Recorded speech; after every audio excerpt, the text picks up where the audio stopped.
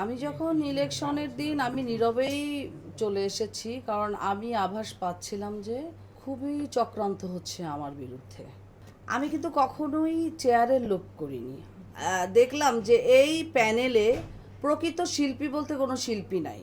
একটা video viral হয়েছে, তোমাদের সবার অনেক প্রশ্ন ছিল যে এই ভিডিওটা কেন, কিংবা আপনি এত রাগান্বিত হলেন কেন। প্রচুর ফোন এসেছে কালকে। আমি যখন ইলেকশনের দিন আমি নীরবেই চলে এসেছি, কারণ আমি আভাস পাচ্ছিলাম যে খুবই চক্রান্ত হচ্ছে আমার বিরুদ্ধে। আমি হয়তোবা এখানে প্রপারলি পাস করতে পারবো না। আমি নীরবে নির্বৃত্তে আমার হাজব্যান্ডকে নিয়ে চলে আসি। আর যে ভিডিওটা আচমকা ভাইরাল হয়েছে, ওটা অ্যাকচুয়ালি সাডেনলি হয়েছে, বলে কয়ে হয়নি। ওটা ক্ষোভে হয়েছে। ওখানে যেখানে ভিডিওটা ভাইরাল হয়েছে সেখানে তো ক্যামেরা ছিল না, বাট কোনো না কোনো ক্রমে হয়তো বা ক্যামেরা ওখানে ইন করে জিনিসটা পাবলিশড হয়েছে, যেটার ব্যাপারে তোমাদের অনেক কিউরিসিটি। আমি যদি ফ্রম দ্য বিগিনিং থেকে স্টার্ট করি, আমি গত 2 ইয়ার্স চলচ্চিত্র শিল্পী সমিতিতে এক্সিকিউটিভ মেম্বার হিসাবে ছিলাম। আমাদের 2 বছর মেয়াদ শেষ হলো। তোমরা হয়তোবা সবাই শুনেছ যে আমাদের ইলেকশন প্রক্রিয়া শুরু হলো এবং যথারীতি ইলেকশনের ক্যাম্পিংও শুরু হলো। আমি কিন্তু কখনোই চেয়ারের লোভ করিনি। আমাদের যে 2টা প্যানেল কিভাবে রিকোয়েস্ট করে প্যানেলে ঢুকায়, সেই ইতিহাসটা কিন্তু কেউ জানে না।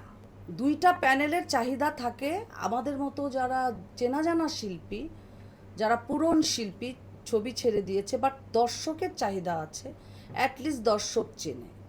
এইসব শিল্পীদের প্রচণ্ড চাহিদা থাকে ইলেকশনের ক্ষেত্রে 2টি প্যানেলে। তো সেরকমই 2টি প্যানেলেই আমার চাহিদা খুব ছিল।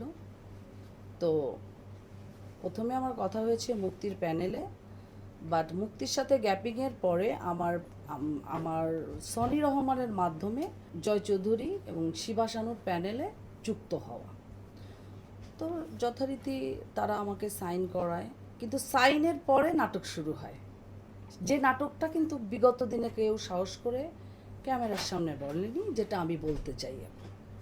একটা প্যানেলে একটা নায়িকাকে নেওয়ার জন্য হুমড়ি খেয়ে পড়ে, তারপরে যে তারা যে শুরু করে চাঁদাবাজি, সে চাঁদাবাজির কথাটা এখন আমি বলবো। প্রত্যেকটা সদস্য যারা এখানে প্যানেলে থাকে, প্রত্যেকের কাছে একটা বিশাল অঙ্কের টাকা ডোনেট চায়, বিশেষ করে যে সেক্রেটারি পদ করে। হ্যাঁ, আমিও এখানে বারবার যখন বলছে যে প্যানেল চালানোর জন্য প্রচুর অর্থ লাগছে, প্রচুর অর্থ খরচ হচ্ছে, আপু তুমি কিছু হেল্প করো। আমি কিন্তু প্যানেলকে 3 লাখ টাকা দিই, আমার নিজস্ব ডোনার থেকে 3 লাখ টাকা দেই, এবং আমি এই ইলেকশন করতে আরও আমার পকেট থেকে 2 লাখ টাকা গেছে। সেটা 1 লাখ টাকা আমার নিজস্ব খরচ গেছে, এবং 1 লাখ টাকা আমি বিভিন্ন শিল্পীরা যারা বিভিন্ন শিল্পী যারা ছিল অনেক সময় সাহায্য চেয়েছে, অনেক সময় তাদের প্রবলেমের কথা বলেছে, সেটা আমি করেছি তাদের জন্য। সেটা কোনো কিছুর বিনিময়ে না, কোনো ভোটের জন্য না, আমার নিজের অন্তর থেকে করেছি। ইলেকশনে নেওয়ার পর ভিতরে ভিতরে যে নাটক তৈরি হয়, সেটা আমার অজানা ছিল, যে রাজনীতিতে আমি পড়ে গেছি। সে রাজনীতিটা আজকে আপনাদের সামনে তুলে ধরব, আমার সাথে কি অন্যায় হয়েছে।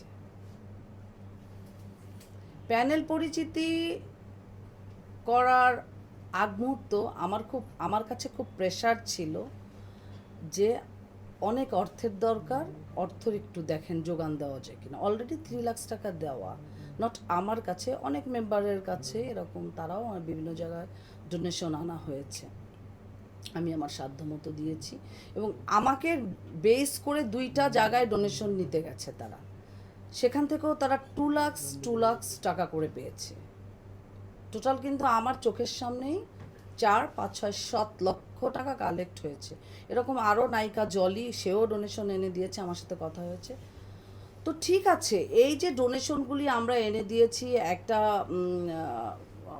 ইলেকশন করতে গেলে প্রচুর টাকা খরচ হয়, প্রচুর মানুষদেরকে মেনটেন করতে হয়, ডান্সের ছেলে মেয়ে আছে, ফাইটের ছেলে মেয়ে আছে, কিন্তু কেন এটা হবে কেন? তারপরেও মুখ বুঝে সহ্য করে কিন্তু আমি ইলেকশনটা পার করছি। আমি যখন দেখলাম যে এই প্যানেলে প্রকৃত শিল্পী বলতে কোনো শিল্পী নাই, একটা ইলেকশন হচ্ছে, যা তা শিল্পীরা নাচানাচি করছে, কি অবস্থা! আমাকে তো ভাই পাবলিকলি জবাবদিহি করতে হয়। এই শিল্পী সমিতির ইলেকশন নির্বাচন নিয়ে পুরা বাংলাদেশে কিন্তু হই হই রই রই, সবার আগ্রহ থাকে কি হচ্ছে এখানে। সেই পয়েন্ট অফ ভিউ থেকে আমি নিজের উদ্যোগে আমি কিন্তু ক্যাম্পিং করতে যাই মাঠ পর্যায়ে। আমাকে আপনারা পেয়েছেন, আমি গেছি, প্রত্যেকটা ভোটারের সাথে কথা বলেছি, আমি প্রত্যেকটা আর্টিস্টের সাথে আমি যে কথা বলেছি, বড় বড় সিনিয়র আর্টিস্টদের সাথে কথা বলেছি, যাদের সাথে আমি কথা বলেছি 80% আবির নামে কাউকে চিনে না। বলছে পলি তোমাকে তো চিনলাম, কিন্তু তোমার বিপরীতে কে? আমি বলছি ভাইয়া আমি ওরকমভাবে চিনি না, আবির টাবির কে জানি, আমি ওরকম চিনি না। বলে কি উনি শিল্পী? বলছে ভাই আমি জানি না, দাঁড়িয়েছে। আরে তুমি তো পাশ করবা, আমরা তো চিনি না, আমরা কেন ওই সব শিল্পীদেরকে ভোট করব? তুমি পাবা, তুমি তো প্রমিনেন্ট শিল্পী, তুমি পেয়ে যাবে। এরকম একটা পরিস্থিতিতে যখন প্যানেল পরিচিতি হয়, তার একদিন আগে, আমি নাম বলবো না, কিছু শিল্পী আমার কাছে এসে বলছে যে 103 জন যাদেরকে বলে ওদেরকে ডেকে নিয়ে টাকা দেওয়া হচ্ছে, বিরিয়ানি খাওয়ানো হচ্ছে, স্টারের বিরিয়ানি তাদেরকে খাওয়ানো হচ্ছে, বিনিময়ে তারা কি চাচ্ছে? ভোট চাচ্ছে। প্যানেল ভোট না কিন্তু, কার ভোট? পলির ভোট। পলিকে সিল মারা যাবে না, আবিরকে সিল মারতে হবে।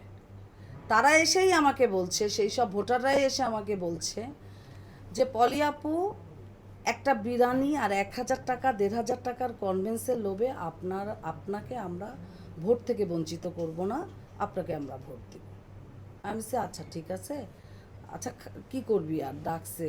এবং এটা টোটাল এটার নেতৃত্ব দিয়েছে আমাদের ইন্ডাস্ট্রির নাচের ছেলে মেয়ে, নাচের কিছু মেয়েরা, হ্যাঁ, আর হচ্ছে তথাকথিত সমালোচিত বিতর্কিত একজন নায়িকা, আমি বলবো আস্তে আস্তে। তো আমার এখন কোশ্চেন হচ্ছে, আবিরের কোন যোগ্যতায়, আবিরের যদি যোগ্যতা থাকে, আবির কেন টাকা খরচ করে আমাকে ফেল করালো? তার তো যোগ্যতা আছে, সে তো যোগ্যতা অনুযায়ী সে আমাকে ফেল করাবে। তাহলে কোন যোগ্যতায় সে শিল্পী সমিতির ওই চেয়ারটা দখল করে? সেকেন্ড হচ্ছে, আমি তো যে তথাকথিত নায়িকা, যে নায়িকা আজকে আমাকে ফেল করানোর জন্য নিজের হাতে টাকা খরচ করলো শিল্পীদের ডেকে ডেকে, হ্যাঁ, সে একটা সৃষ্টি করলো যে তার হাতেই ইন্ডাস্ট্রি, তার হাতেই সব কিছু, তো আমি তো তার প্যানেলেরই সৃষ্টি। কোন অভিমানে কোন রাগে সে আমার বিরুদ্ধে এই কাজটা করলো? সে তো আমার সাথে বসতে পারতো, কিংবা আমাকে ডাকতে পারতো। সে যদি আমাকে ডেকে বলতো যে তুমি ইলেকশন করবা না, তুমি এবার ইলেকশন করো না, তুমি অফ যাও, আমি ইলেকশন করতাম না। অবশ্যই সেই সম্মানবোধ কিংবা সেই কৃতজ্ঞতাবোধ আমার ছিল, সেটা সে না করে সে কি করলো? আমার অ্যাগেনস্টে একজন প্রার্থী দাঁড় করালো, সেই প্রার্থীকে পাশ করানোর জন্য সে নিজের হাতে ভোটার ডেকে ডেকে টাকা তাদেরকে দিয়েছে, তাদেরকে বিরিয়ানি খাইয়েছে। এই টাকা কিন্তু এক কিস্তি না, এক লটে টাকা না, এই টাকা দেওয়া হয়েছে 3 লটে, এবং সেটা অনেক মোটা অঙ্কের টাকা।